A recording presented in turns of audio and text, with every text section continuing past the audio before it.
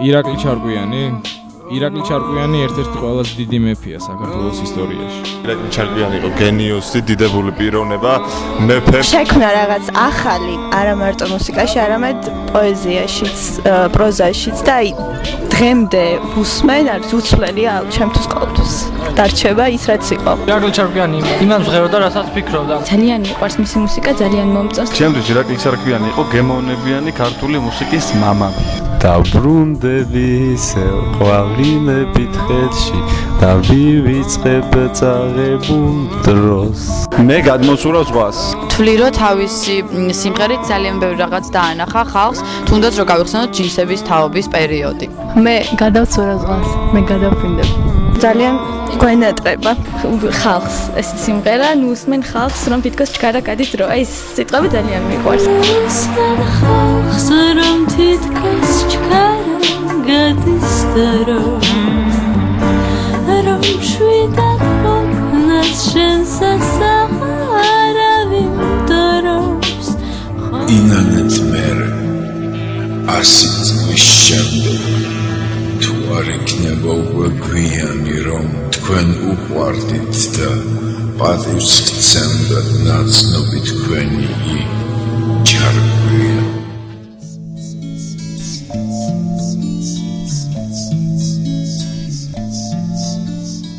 ყველაფერი დაიწყო 8 წლის წინ, როდესაც 13 წლისამ აღმოაჩინე ირაკლი ჩარკვიანი. აი ისე უბრალოდ აღმოაჩინე, მოусმინე, მივიღე და დავიტოვე ჩემში. მახსოვს მამა ჩემის რეაქცია, როდესაც ირაკლის ტაქსის დროინდელ სიმღერას უსმენდი ბოლო ხმაზე. შვილო, რატომ ყვირის ეს კაცი, იქნებ სხვა რამე ნორმალური ჩავთოთო. მე ნორმალური არ მომწონდა ხო და არ გამომირთავს. თანდათან ყველა შეეგუა ამას. მე სხვებისგანაც ესმოდათ მისი სახელი და გვარი. ბოლოს უმღერი ყველა გოიმსო თვითონვე თქვა და პრინციპში მალევე წავიდა. წავიდა რა, უბრალოდ წამოწვა და გადაიფარა ბალახიანი მიწა. ეგ არის და ეგ. 1961 წლის 19 ნოემბერს დაიბადა გელა ჩარკვიანისა და ნანა თოიძის ოჯახში. მას უმცროსი დაც ჰყავდა, თეონა. ბაბუამისი საქართველოს ცენტრალური კომიტეტის პირველი მდივანი, კანდიდ ჩარკვიანი იყო. ოჯახის ასეთი განსაკუთრებული შემადგენლობა ბავშვობიდანვე აისახა ირაკლის პიროვნებაზე. როგორც თეონა იხსენებს, ძმა ბავშვობიდანვე წერდა ლექსებს, უსმენდა მუსიკას, რომელსაც მამა ქმნიდა და დედა უკრავდა. ბაბუას თურმე ძალიან მოსწონდა შვილიშვილის ლექსები და ხშირად განიხილავდა ხოლმე მათ. გელას სურდა შვილებს ყველაფერი სცოდნოდათ და ის მრავალმხრივი განათლება, რომელიც და-ძმას აქვს, სწორედ მამის დამსახურებაა. თეონა ჩარკვიანი. ირაკლი ძალიან სათნოდაკეთილი იყო.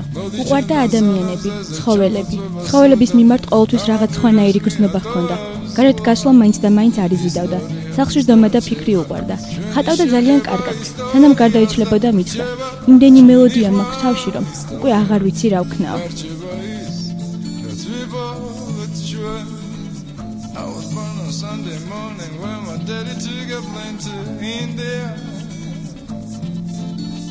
I was born on Sunday morning when my daddy took a plane to India. I was born on Sunday.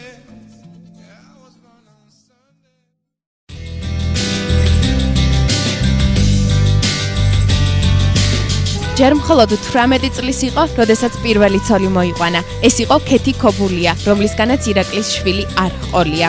მეორე მეუღლე ბალერინა იყო და ლენა ერქვა. ლენა ირაკლის დის თეონას მეგობარი იყო. გაგრაში გაიცნო მომავალი მეუღლე და 3 დღის ურთიერთობა საკმარისი აღმოჩნდა იმისათვის, რომ შემდეგ ირაკლი რუსეთში წასულიყო და მასზე დაქორწინებულიყო. ლენას და ირაკლის მაქსიმე შეეძინათ. ქეთათო ირაკლის მესამე ცოლია, მათ შორის 17 წლიანი ასაკობრივი სხვაობა იყო, მაგრამ ამას ხელი არ შეუშლია ერთმანეთი უსაზღვროდ შეყვარებოდათ და ერთად ცხოვრება გადაეწყვიტათ.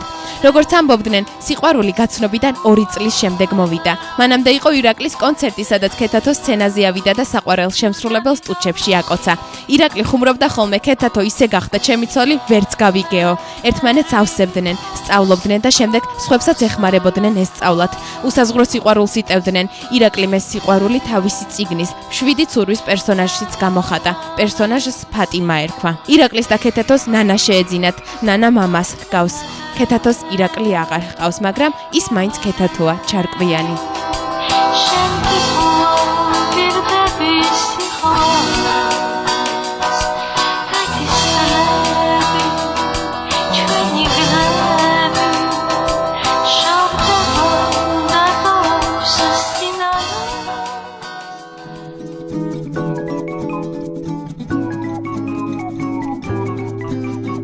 ჯერ კლასიკური ფორტეპიანო შეისწავლა. შემდეგ თბილისის სახელმწიფო უნივერსიტეტი დაამთავრა დასავლეთ ევროპისა და ამერიკული ლიტერატურის განხრით. შემდეგ იყო პოეზია. ჩემო ძვირფასო, რადგან ყველას ეკუთვნი ახლა, ბედნიერების სათავეა შენი სისრულე, ჩვენგან შორებას უსასრულო სიმძიმე ახლავს. და უცხო სევდა უნაპირო ბანკთან მისული, შენ კი მსოფლიო სიყვარული დარჩი გართული და აღარაფერს გეუბნება ჩემი ქართული.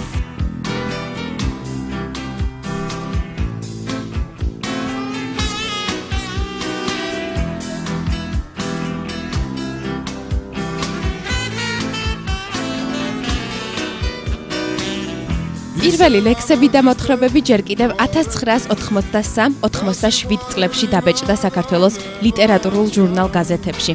1991 წელს ირაკლი უკვე ოქსფორდის უნივერსიტეტის პოეზიის საზაფხულო სკოლაშია. მისი ლექსები უცნაურია, არამქვეყნიური გრძნობებითა და ემოციებით გაჟღენთილი. ნუ ხოცავ ტარაკნებს დედა, დაეიცოცხლონ. ხომ იცი როგორ უყვართ გათბობის მილები, იქნებ ერთმანეთიც უყვართ. მათ გასქურაზე უწევთ ცხოვრება ჩვენ დედამიწაზე, მერე რა? ერთი მეორისაგან ვერ გაარჩევ, სახელებიც არ ქვიათ. როგორ ახარებთ სითბო და ტკბილი ჯემი. რა მათი ბრალია რომ არიციან თავიანთი არსებობის შესახებ, პლანეტებმაც ხომ არიციან შერქმეული სახელები, მაგრამ ბრუნავენ უმიზნოდ სივრცეში, გემუდარები, ნუ ხოცავ ტარაკნებს დედა, დაე იცოცხლონ. მენატრება შენი პირველად გამოიცა მოთხრობათა კრებული ძველი სათამაშოები. შემდეგ იყო რეაქტიული კლუბი, რომელიც ძალიან პოპულარული გახდა. კლუბის მიერ გამოცემულ წიგნში ირაკლის ლექსებიც შევიდა. შავი ფერი შევიფერე, მოვიარე მთამთა. ყაყაჩოთი ამოვავსე ჩემი ძველი ჩანთა. მოვადუღე, გავიკეთე, შემეცვალა ფერი, სიგარეტი ვერ ვიშოვე ვეღარც ერთი ღერი. იმედი მაქვს გაზაფხული კიდევ ერთხელ მოვა. დავიღალე, ვერ ვიძინებ, აღარ მინდა გლოვა. აღარ მჯერა გამარჯვების ვერ ვიწამე ბუდა. ცა ქალამნად დავიხურე, დედამიწა ქუდად.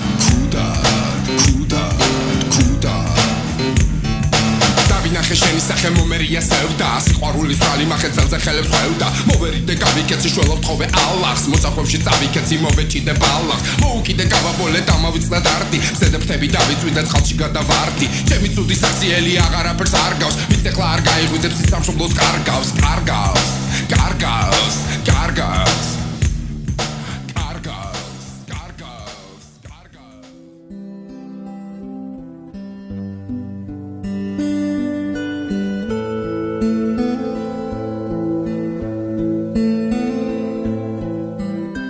ისეთი სიტყვა სურდა დაეწერა, ჩვენ რომ გავიგებდით.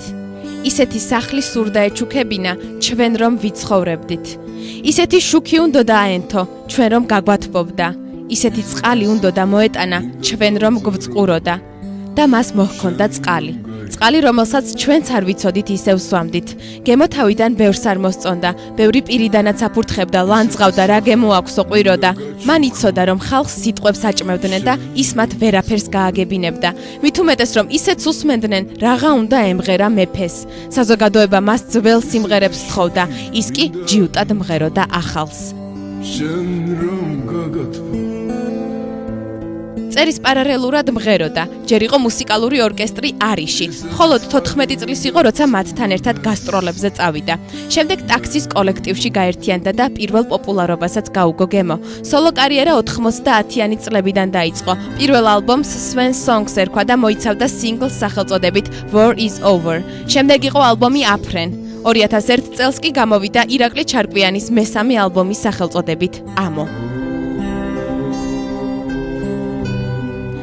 ჩემთვის მთავარია ქართულ საზოგადოებას მსმენელს სტიმული მივცე, რომ იგი ამოვიდეს იმ მდგომარეობიდან, რომლიდანაც დიდი ხანია ვერ გამოვიდა. თუ მდგომარეობიდან გამოსავალი არ არსებობს, შეიძლება არსებობდეს ამოსავალი. ეს ალბომი სწორედ ამოსავლის და არა გამოსავლის მომენტია. შემდეგ იყო ალბომების სავსე და ძირს მეფე, რომელშიც მომღერლის გამოუქვეყნებელი სიმღერები შევიდა. თითქმის ყველა სიმღერაში თურმე იყენებდა ჩინური ჩაის ქილას, რომელშიც ბრინჯი იყო ჩაყრილი. ირაკლი ეხებოდა პრობლემებს, რომლებიც მხოლოდ მას არ ეხებოდა. ირონიით, ცინიზმით, ზოგჯერ კი ზედმეტი სერიოზულობით საუბრობდა, წერდა და მღეროდა საქართველოზე, საზოგადოებაზე, ხალხზე, სიყვარულზე, გრძნობდა, განიცდიდა, ზოგჯერ აგრესიულად, ზოგჯერ მოჩვენებითი ინდიფერენტულობით. იცოდა, რომ მისი არ ესმოდათ, ისიც იცოდა, რომ გავიდოდა დრო და გაუგებდნენ. ვიცი რა, ჩემი ამ ქვეყნიდან წასვლის შემდეგ ბევრი დეგენერატი გამოიდებს თავს და იტყვის, რომ სხვებზე უკეთ მიცნობდა, რომ მხოლოდ მან და რამდენიმე მის დაგვარმა არსებამ შეიცნეს თუ როგორი იყო მეფე ირაკლი. 1000 გვარ სისულელეს მოჩმახავენ და ეს მონაჩმახები ვიღაც მშვენიერ კეკელმაროებს შეიძლება აყიდინონ კიდეც.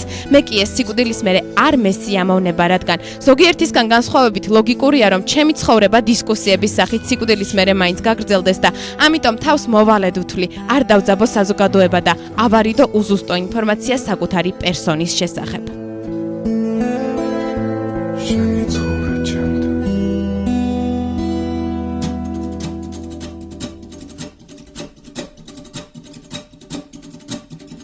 წერდა საქართველოზეც, იმ პრობლემებზე, რომელიც თავის სამშობლოს აწუხებდა.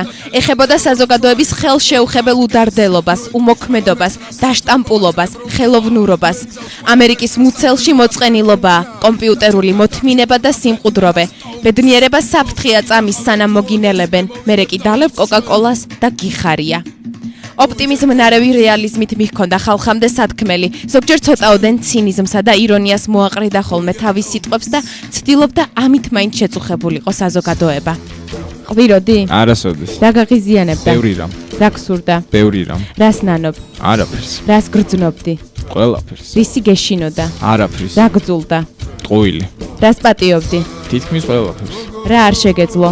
ყველაფერი. რა შეგეძლო? ყველაფერი. რა იცოდი? არაფერი. რა არ იცოდი? არაფერი. კამათობდი? კი, გემოვნებაზე. ყოყმანობდი? იშვიათად. გიღალატია? ხანდახან პრინციპებისთვის. მოგიკლავს? არასოდეს. რის ღირსად თვლიდი თავს?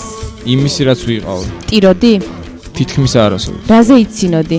ყოველდღიურობაზე. ეხმარებოდი? შეძლების დაგვარა. განიცდიდი? ძალიან.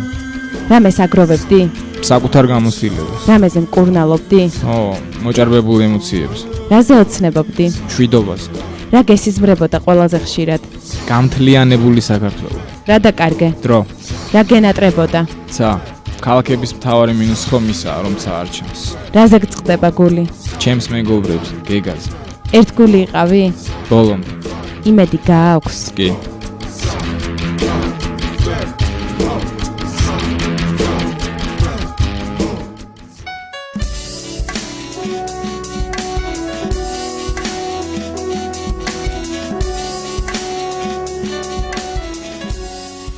ირაკლი პოლიტიკასა და საზოგადოებრივ ცხოვრებაშიც ერკვეოდა და ერეოდა. თუნდაც მხოლოდ თავისი სიმღერებით, ტექსტებით, ხშირად დასცინოდა რეალობას და წერდა. რა კარგია რომ ბარათაშვილი ხიდია და ჭავჭავაძე პროსპექტი, რა კარგია რომ რუსთაველი მეტროა და წერეთელი გამზირი, რა კარგია რომ ვაჟა-ფშაველა გრძელია და ნიკოლაძე მოკლე, რა კარგია რომ კომკავშირი ხეივანია და სტალინის სანაპირო, რა კარგია რომ ყაზბეგი კინოა და გურამიშვილი ქანდაკება, რა კარგია რომ მელიქიშვილი ქუჩაა და ნუცუბიძე პლატო, რა კარგია რომ ირაკლი ჩარკვიანია და კოტე ყუბანეიშვილი.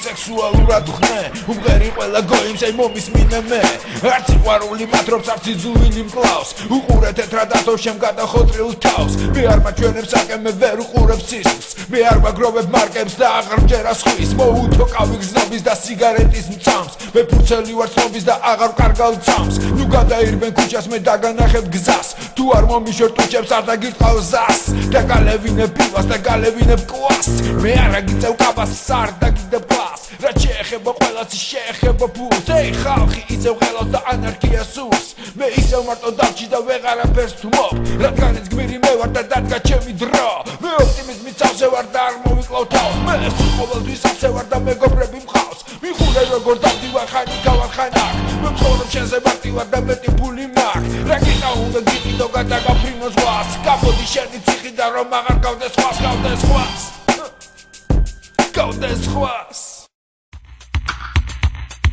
დიახ, მეფე მისი სახელი იყო. 43 წლის იყო, როდესაც საკუთარ თავს ასე უწოდა და დიდი მითქმა-მოთქმაც გამოიწვია. ხალხი ვერ ეგუებოდა მონარქს, მხოლოდ მოგვიანებით მიხვდა საზოგადოება, ან თუნდაც საზოგადოების ნაწილი, რომ ირაკლი ნამდვილად მეფე იყო, ოღონდ იმაში, რასაც თავად ქმნიდა და გულისხმობდა.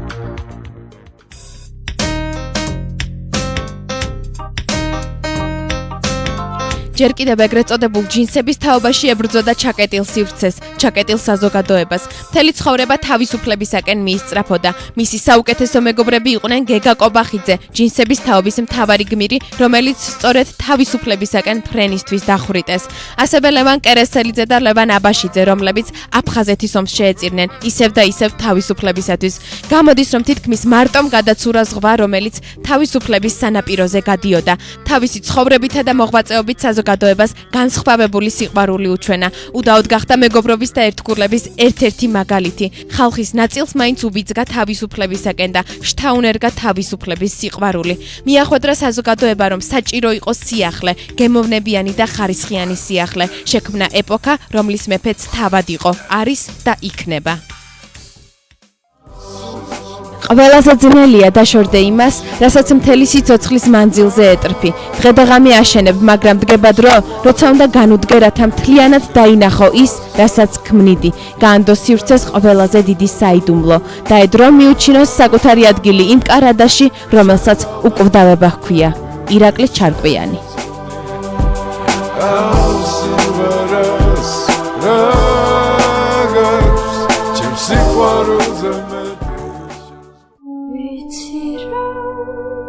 გახსოვს ჩვენი ალბათ სწორედ ამიტომ გადაწყვიტა წასულიყო. თავისი წასვლით ხომ სწორედ ის კარადა შეხსნა, რომელსაც უკვდავება ჰქვია. ამ კარადაში მწყობრად დააწყო სიმღერები, ლექსები, სიტყვები, ყველაფერი რაც გააჩნდა და რაც არასოდეს ენანებოდა. შემდეგ კი თქვა: მე მარტო წავალ, გაკურთხოთ ღმერთმა და დამივიწყეთ და ეს სხვა გემები მორეკოს წყალმა გემუდარებით, იცინეთ, როცა მე წავალ. 45 წლის იყო, როცა წავიდა. 2006 წლის 25 თებერვალს ის უბრალოდ წამოწვა და ბალახის საბანი გადაიხურა. ხალხმა თხოვნა ვერ შეუსრულა, ვერ იცინეს, თუმცა დიდად არც უტირიათ. ნელ-ნელა ატირდნენ დროსთან ერთად. ირაკლის მიზანი შესრულდა. მისი სიტყვები ახლა უკვე ესმით. ის წყალის წყურიათ, რომელიც მას ჩვენამდე დარჩა მოსატანი. მის მონარქიაში ბევრმა იპოვა მყუდრო სახლი, სადაც ცხოვრება გაუმაძღარ სიყვარულს ჰგავს, სადაც უსმენენ მეფეს.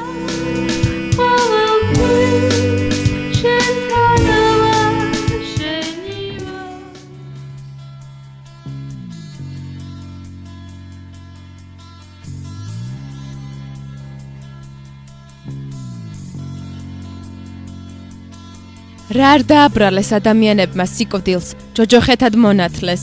სინამდვილეში კი სიკვდილი უდიდესი ბედნიერებაა, სულის საბოლოო გამარჯვებაა ხორცზე, განვითარების ის საფეხური, რომელიც აღარ საჭიროებს სიმძიმეს, სხეულის წონას. შენ თავისუფლდები. ის გათავისუფლდა. გაფრენა არ გინდოდათ? გაფრენა ყოველთვის მინდოდა, ახლაც მინდა და გავფრინდები კიდეც. ოღონდ არა თვითფრინავით. რომ ვერ გაფრინდეთ? მაშინ ზღვას გადავწუვე. რას? ზღვას. როგორ? სიმღერით. ხუმრობთ? არ ხუმრობ. დაკითხვის ოქროშიც ასე შევიტანოთ? კი ბატონო. მაინც როგორ ჩავწერო? სიტყვა სიტყვით. მაინც როგორ? მე გადავწურავ ზღვას. გადმოვცურავ ზღვას. ნუ დაუჯერებ ზღვას. რომ მე არ მოვალ მე შენთან მოვალ დაბრუნდები და ბოლოს თოვლიან ქართა დევნით დაღლილი გადაუქროლებს ჩემს ქანდაკებას მერცხალთა გუნდი მე ისევ მოვალ ოღონდ არავის გაუმხილო რომ მე დავბრუნდი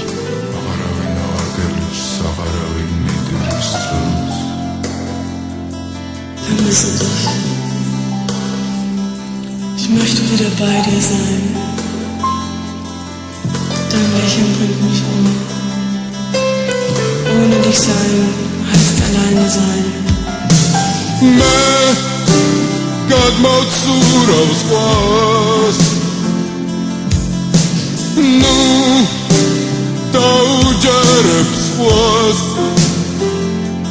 მე არ მე შენთან მოვაბრუნდები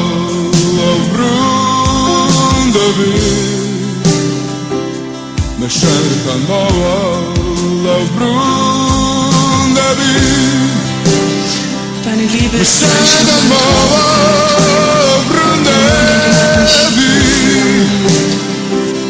მე შენთან nur mit dir. მე შენთან Ich werde zurückkommen. მე შენთან მოვაბრუნდები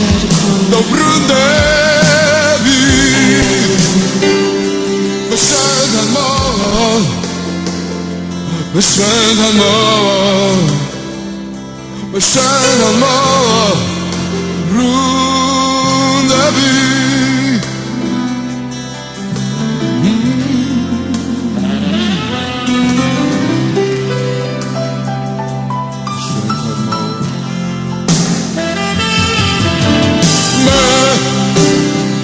Moutsuraus was Nu Daujerps was Romer Mova Me shentan Mova La Brundevi Me shentan Mova La Brundevi Me shentan Mova